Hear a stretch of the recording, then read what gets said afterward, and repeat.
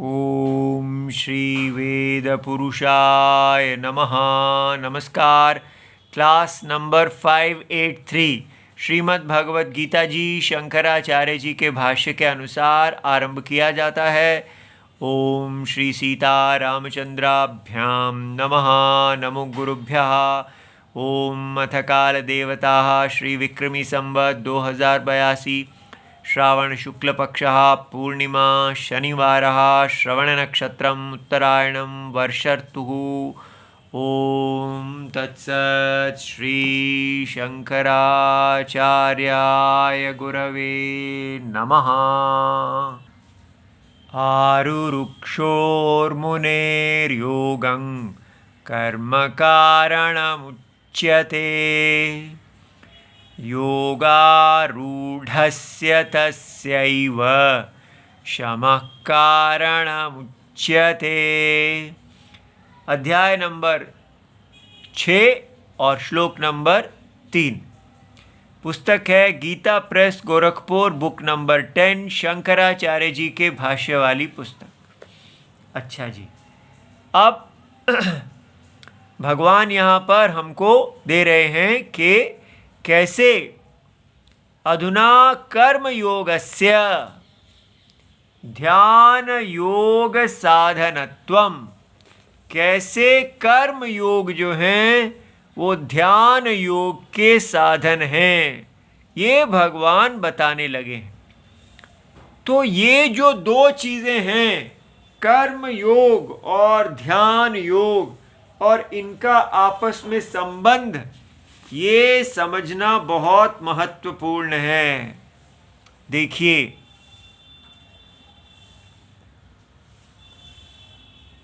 कर्मी वैदिक धर्म को हम अच्छी तरह समझें।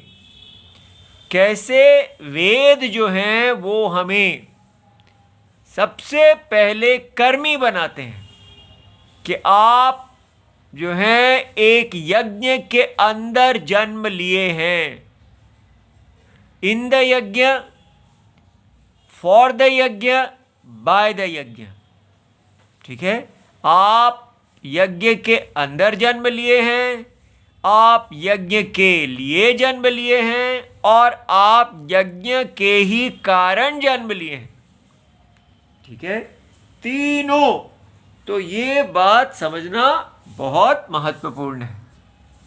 और यज्ञ क्या है? यज्ञ पुरुष, अर्थात स्वयं जगत की आत्मा नारायण ने अपना विराट विश्वरूप शरीर बनाया है। वो पूरा शरीर ही यज्ञात्मक है। अगर कोई इसको समझे तो ये इतनी गहरी बात है। पूरे यूनिवर्स को आप एक पुरुष रूप कल्पना कर रहे हैं कि ये सारा यूनिवर्स जो है, कॉस्मोस पूरा, ये मिल्की वे इत्यादि पूरा अनंत, और पूरा मॉलिक्यूल, एटॉमिक पार्टिकल्स या बाहर जितना भी है, ये एक चेतन यज्ञ पुरुष हैं। आपको ये, अगर आप देखें, कोई साइंटिस्ट भी इसको समझे तो ये कितनी गहरी बात है कि जिस यूनिवर्स को हम देख रहे हैं, वो यूनिवर्स, ये पूरा ब्रह्मांड, एक ब्रह्मांड ही नहीं, अनंत ब्रह्मांड, ये सारे के सारे एक यज्ञ पुरुष हैं। तो इसका मतलब क्या हुआ यज्ञ पुरुष का? कि इसका अर्थ ये हुआ कि इसी यज्ञ पुरुष के अंदर सारे के सारे जीव जंतु मर रहे हैं, पैदा हो रहे हैं, मर रहे हैं, पैदा हो रहे हैं। अर्थात पूरा जन्म और मृत्यु इसी पुरुष के अंदर हो रहे हैं। अब प्रश्न है कि ये जन्म और मृत्यु का आधार क्या है? साइंस के पास इसका कोई उत्तर नहीं है। लेकिन यहां बताया जा रहा है कि जन्म और मृत्यु का आधार है कि आप इस यज्ञ में, जो इस यज्ञ के अंदर पैदा हुए थे, इस यज्ञ के लिए पैदा हुए थे, और यज्ञ के द्वारा ही पैदा हुए थे। ये बात आपने पालन की क्या? अगर आप यज्ञ के अंदर पैदा हुए हैं तो आप भगवान विष्णु के अंग हैं। इसलिए यहां पर सबका समान स्वधर्म नहीं होता, सबकी विद्या एक जैसी नहीं होगी, सबको अपने अपने स्वधर्म के लिए तैयार किया जाएगा। क्योंकि यहाँ पर कोई भगवान विष्णु का सिर बन के पैदा होता है, उसको हम ब्राह्मण कहते हैं। कोई भगवान विष्णु की भुजा बन के पैदा होता है, उसको क्षत्रिय कहते हैं। कोई भगवान विष्णु की जांघ बन के पैदा होता है, वो वैश्य है। और पैर बन के जो पैदा होता है वो शूद्र है। और फिर इसके अंतर जाती है, बहिर्जाती है, विलोम है। और इसके बाद इसके अंदर गिरिवासी इत्यादि जैसे गुह थे, वो इसके अंदर नहीं थे, फिर भी राम जी से जुड़े हुए थे। और बाहर के देशों के लोग हैं, वो सब इस यज्ञ से जुड़े हुए हैं। तो ये यज्ञ जो है ये सारे यूनिवर्स को ये बांधे हुए हैं। एक पुरुष के अंदर हम पैदा होते हैं, तो इसलिए सबका इस यज्ञ की रक्षा का कर्तव्य है। और ये कर्तव्य को स्वधर्म कहते हैं। ये बात समझ में आई? तो कर्मी को क्या कहा जाता है कि यदि आप अपने इस स्वधर्म का पालन करते हैं तो आप उच्च गति किसको कहते हैं? उच्च गति माने मनुष्यों में इस प्रकार नीचे से ऊपर, और नीचे क्या है? वृक्ष आदि, वृक्ष हैं, जानवर हैं, फिर धीरे धीरे आप मनुष्य बनते हैं, मनुष्य में शूद्र, फिर वैश्य, और फिर क्षत्रिय, फिर ब्राह्मण, फिर और उच्च ब्राह्मण, फिर देवता। इस प्रकार स्थूल शरीर से सूक्ष्म शरीर, फिर देवताओं में भी उच्चता है, और करते करते ब्रह्मलोक प्राप्ति। ये सारा एक क्रम है कि आप अपनी कैसा शरीर, उच्च शरीर, हीन शरीर, कौन से शरीर में अधिक से अधिक सुखम है, तो अपने सुख की वृद्धि के लिए आप अनेक शरीर प्राप्त करते जाते हैं। कैसे? अपने स्वधर्म के आधार पर। इसलिए ये अच्छी तरह समझ में आ जाए कि ये ब्राह्मण, क्षत्रिय, वैश्य, शूद्र जिसको बाय कहते हैं, ये बाय बर्थ, जन्म से होना गलत है। व्यक्ति को अपना वर्ण चुनने की स्वतंत्रता होनी चाहिए। अरे नहीं, फिर तो बाजार बन जाएगा। ये यज्ञ है, इस यज्ञ में हर व्यक्ति अपने स्वधर्म, पूर्व जन्म में किए गए स्वधर्म से अपवर्ड मोबिलिटी, ऊपर की तरफ जाता है। तो ब्राह्मण जन्म आपको कमाना पड़ता है, ये आपके लिए लक्ष्य होता है। तो कर्मी जो हैं वो जिस भी वर्ण में हैं और अपना कर्म कर रहे हैं, तो अपने कर्म से कर्म फल की इच्छा करते हुए ऊपर की तरफ जाना चाहते हैं। ये प्रोग्रेस है। इस कर्मी को कहा जाता है कि आप ऊपर क्यों जाना चाहते हैं? तो वो कहते हैं उससे मेरी सुख की वृद्धि होगी। जितना ज़्यादा मैं ऊपर की तरफ जाऊंगा, जो मेरा शरीर जो है वो सात्विक होता जाएगा, सूक्ष्म होता जाएगा। जैसे जैसे उपाधि और सूक्ष्म होती जाती है, सात्विक होती जाती है, सुख की वृद्धि होती है। तो तब कहा जाता है, ये जो परसों हमने कक्षा में, बहुत बढ़िया कक्षा में एक कथा देखी, जिसमें एक पुत्र ने अपने पिताजी को बताया कि जीवन का मूल प्रॉब्लम, समस्या सुख नहीं है, मृत्यु है।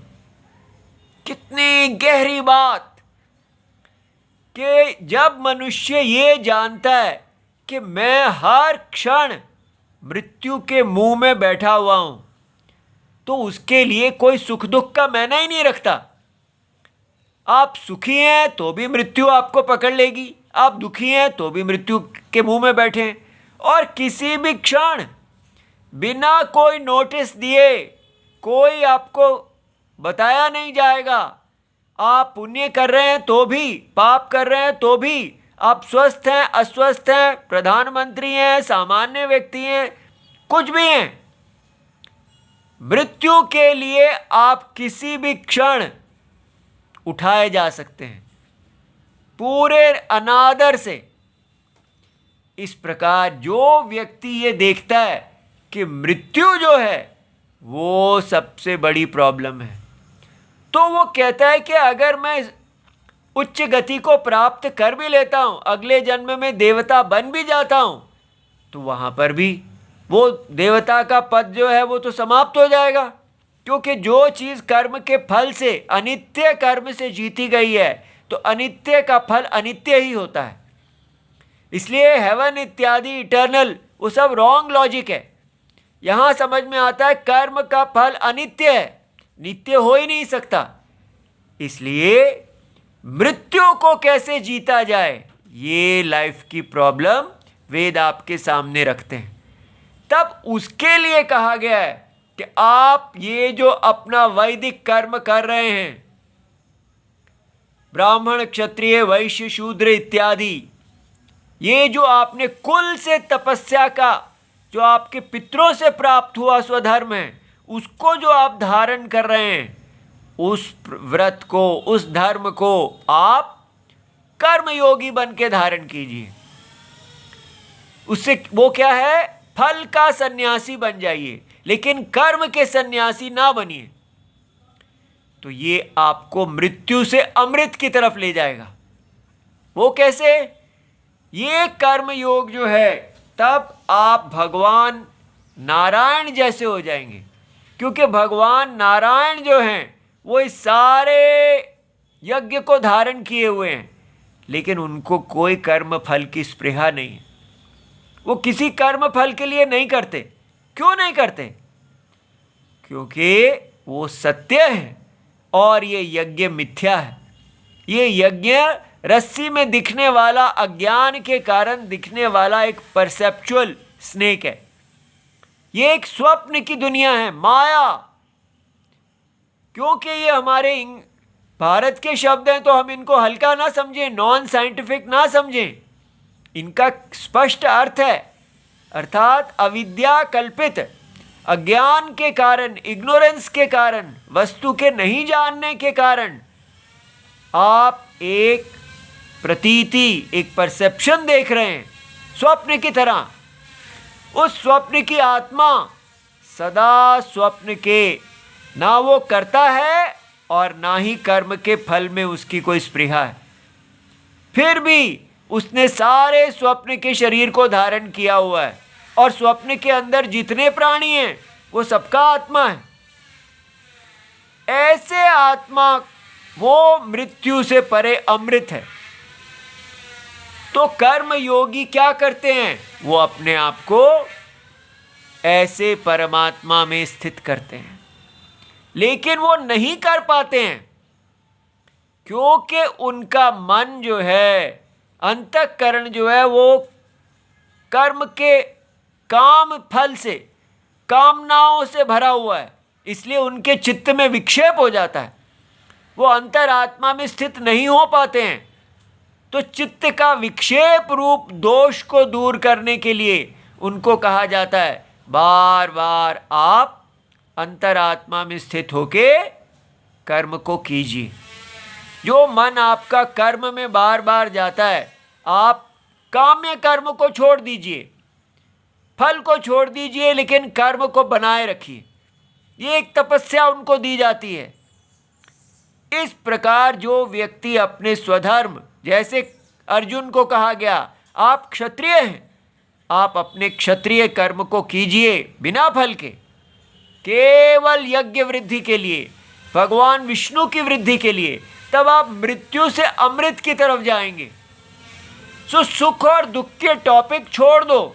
मैं बहुत दुखी हूँ, मेरा अपमान हो गया, मेरा मान हो गया। अरे भाई छोड़ो, हमारा टॉपिक सुख और दुख नहीं है। आप ये देखो, आप इस समय मृत्यु में हैं या अमृत में हैं?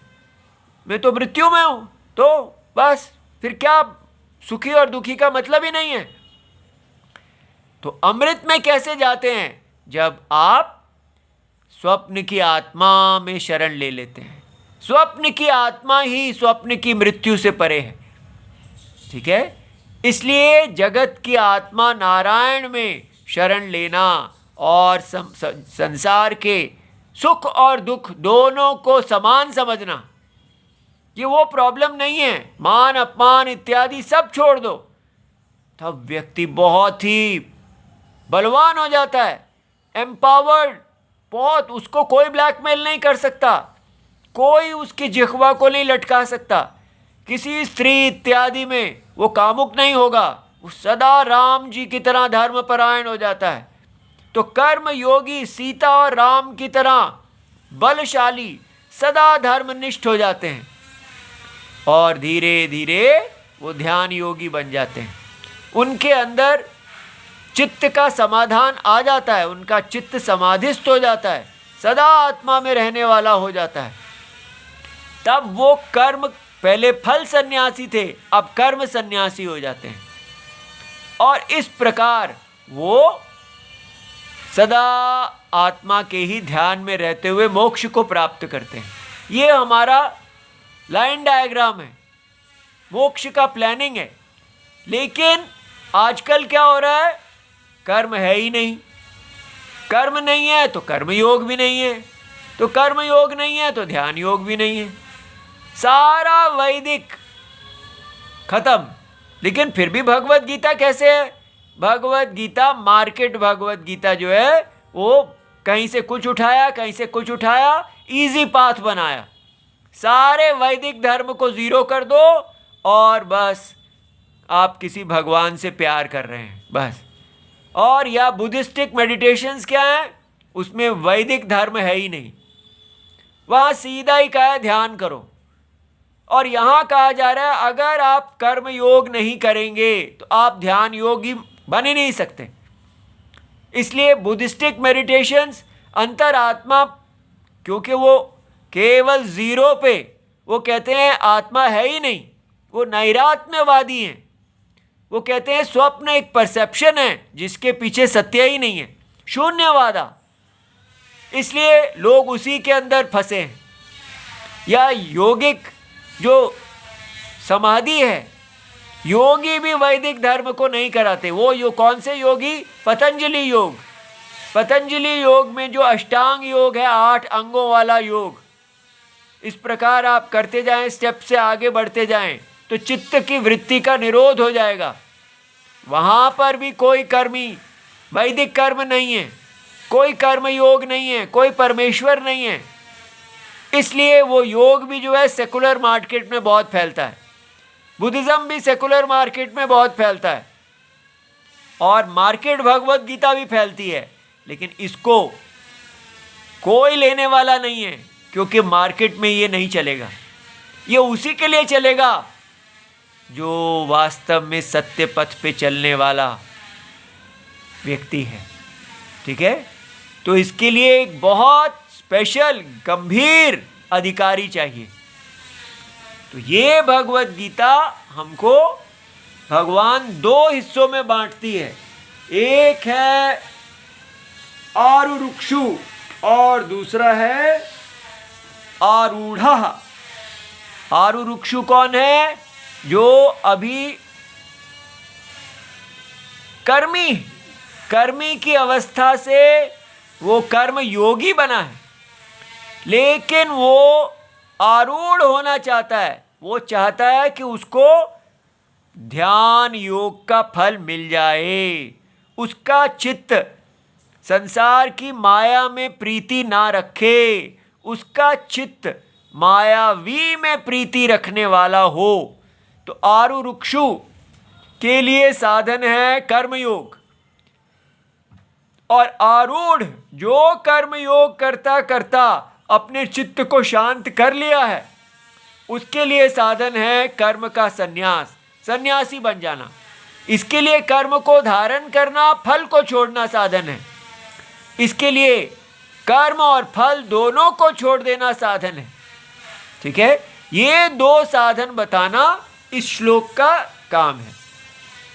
इसलिए भगवान ने यहाँ कहा कि आरुरुक्षो आरूढ़म इच्छतः, वो अपने मन को भगवान में, जगत की आत्मा में लगाना चाहते हैं, लेकिन अनारूढ़स्य ध्यान योगे अवस्था तुम अशक्यस्य, वो ध्यान योग में अपने आप को स्थित कर ही नहीं पाते। दो दोष है मन के, एक है विक्षेप, दूसरा है निद्रा। या उनको नींद आ जाती है और या उनका मन कहीं दुनिया में भटकने लगता है। तो भगवान स्वीकार कर रहे हैं कि ऐसा दोष सब में होता है। तो ऐसा दोष का निवारण क्या है? तो कहा जाता है कि इस दोष को जो दूर करना चाहता है वो उसको आरुरुक्षु कहते हैं, वो मुनि है। वो मुनि अर्थात विचार करने वाले, मनन करने वाले। तो वो कर्म फल का संन्यास कर देते हैं, क्योंकि ये कर्म फल ही है जो चित्त के विक्षेप का हेतु है। ये ही हमारा माया मृग है। तो जिस व्यक्ति को माया मृगों से कुछ लेना देना नहीं, वो समझता है कि ये सारे माया मृग धर्म से गिराने वाले अनर्थ के हेतु हैं, तो वो कोई संसार के प्रलोभन की तरफ नहीं जाता, उसको दुख योनि देखता है। तो ऐसे आरुरुक्षु के लिए योग अर्थात कर्म का जो योग कहा गया है वो कारणम साधनम है। तो कर्म योग क्या है? कर्म के फल का संन्यास, लेकिन कर्म का नहीं संन्यास। ये हमारे वैदिक धर्म का सबसे बड़ी चीज है। ना ये बुद्धिज्म में है, ना ये पतंजलि लोग योग में हैं, और आजकल के सारे जितने भी भगोड़े साधु सन्यासी बन रहे हैं सब कर्म योग। ये गृहस्थ का धर्म है, एक गृहस्थी कर्म योगी होते हैं। ठीक है, तो हमारा वैदिक धर्म गृहस्थ से सन्यास की तरफ जाता है। बहुत शंकराचार्य जी जैसे महान लोग हैं जो जन्म से ही ध्यान योग में समर्थ होते हैं, पूर्व जन्म के बल के आधार पर। तो उनको कहा जाता है कि आप गृहस्थ में ना जाइए, सीधा सन्यास लीजिए। लेकिन सबके लिए नहीं है ये।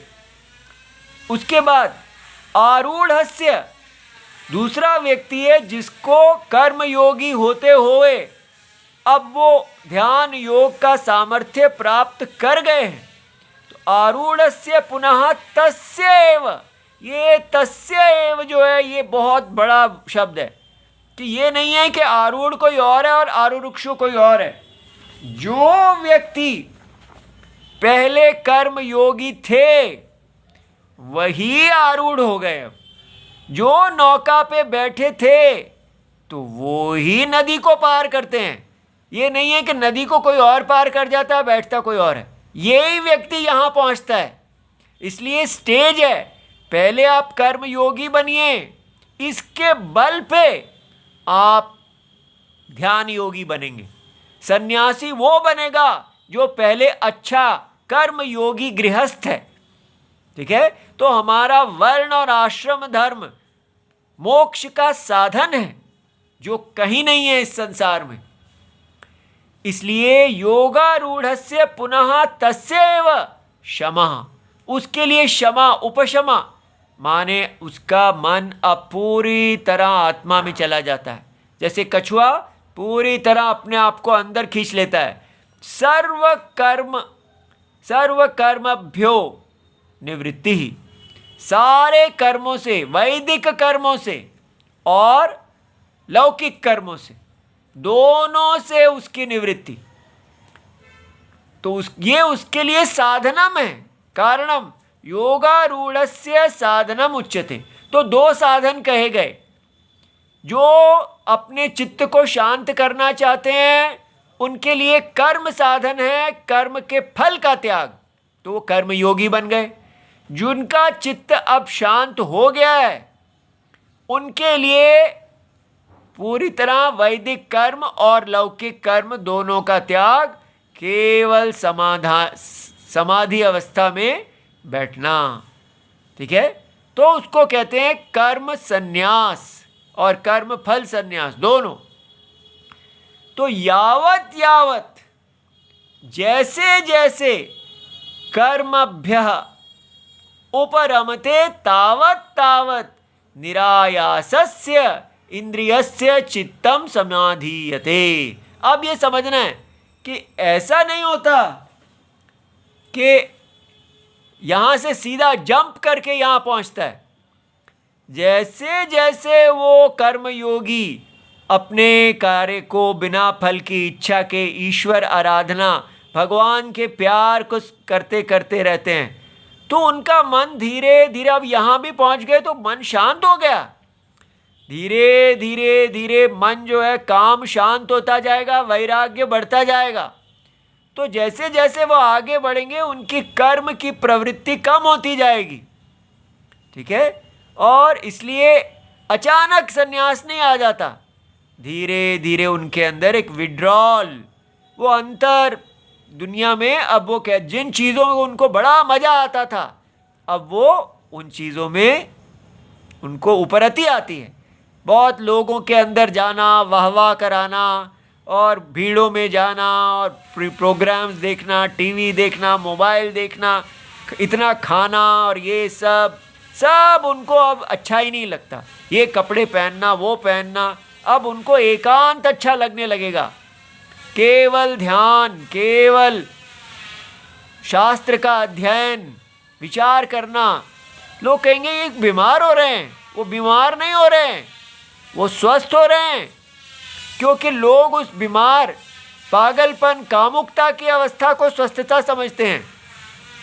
इनका दुनिया में इंटरेस्ट खत्म होता जाएगा तो लोग कहेंगे आप इतना अकेले क्यों रहते हैं, लेकिन ये डिप्रेस्ड नहीं है, ये वास्तव में अब हेल्दी हो रहे हैं और इनको असली प्यार मिल रहा है, अंतरात्मा से प्यार मिल रहा है। ये डिस्टर्बेंस नहीं चाहते, इसलिए कामी भी नहीं चाहता कि उसको कोई डिस्टर्ब करे, और जो योगी है उसको भी नहीं कोई चाहता, वो भी दोनों एकांत में रहना चाहते हैं। ये अंतरात्मा से प्यार करना चाहते हैं और वो बहिर्भोगों में रमना चाहते हैं। ठीक है, तो धीरे धीरे आप भगवान के अंदर प्रवेश करते जाएंगे, हर रोज आपकी प्रीति बढ़ती जाएगी और संसार के प्रति उपरति, नो इंटरेस्ट बढ़ता जाएगा। ये एम्पावरमेंट है। ठीक है, हमारे अंदर जो कुत्ता है, जो जिह्वा लटका के हर समय सलाइवेट करता है, हर समय उसकी जिह्वा लटकती रहती है हड्डी को देख के, वो धीरे धीरे शांत हो जाता है।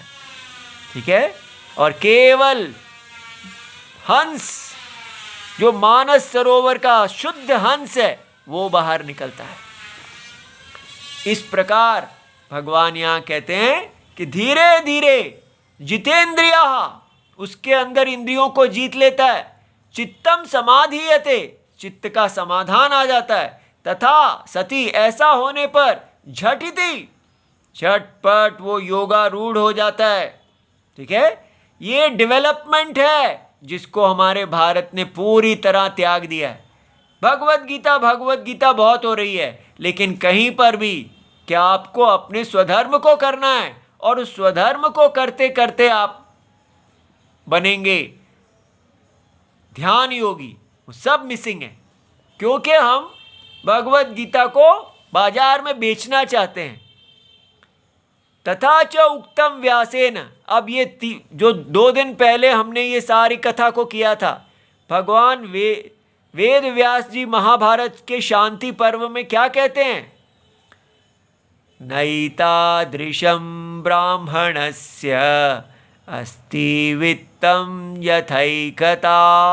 देखिए वित्तम क्या है, वेल्थ क्या है, ब्राह्मण की कमाई। न एतादृशम ब्राह्मणस्य, ऐसा धन ब्राह्मण का है ही नहीं, कोई और धन नहीं है जो ये है। असली धन ब्राह्मण का ये है। कमाई उसने क्या कमाया जीवन में, यथा एकता, सदा उनके प्रत्यय में पूरे स्वप्न को देखते हुए भी वो वहां एक भगवान विष्णु को देखते हैं। उनकी दृष्टि में एकता है, वो भगवान विष्णु नारायण यज्ञ रूप परमात्मा के अतिरिक्त और कुछ देखते ही नहीं। समता, सर्वत्र उनको एक ही भगवान दिखते हैं, लेकिन फिर भी वो व्यवहार के काल में ब्राह्मण के साथ अधिक आदर करते हैं, क्षत्रिय के साथ कम इत्यादि, जैसा शास्त्र में कहा गया है यज्ञ के अनुसार, लेकिन तत्व से समता देखते हैं। सत्यता, वो सदा सत्य नारायण में स्थित हैं और उनको कुटिलता करने का कोई मतलब ही नहीं है, उनको फल में कोई इच्छा ही नहीं है। वो स्वप्न के अंदर क्या चोरी करेंगे, उनको जिस स्थान पे रख दो वो सदा राम की तरह सत्यव्रती होते हैं, सारे राम जी के गुणों को वो जीत लेते हैं। शीलम, उनका शील जो है वो सदा शुद्ध भगवान परमात्मा जैसा स्थिति, और वो सदा स्थिर है। दंड निधानम, कोई भी हिंसा नहीं। आर्जवम, सरलता, कितनी बड़ी बात है, सीधा। ततः ततश्च उपरमः, और इन सारे जो हैं उनके ये धर्म हैं, ब्राह्मण के लिए ये स्वधर्म है, इन स्वधर्मों से भी उनका मन उपरम होके केवल सत्य में ही चला जाता है, परम सत्य। वो इस सारे जगत को मिथ्या देखते हैं और सत्य में ही स्थित रहते हैं।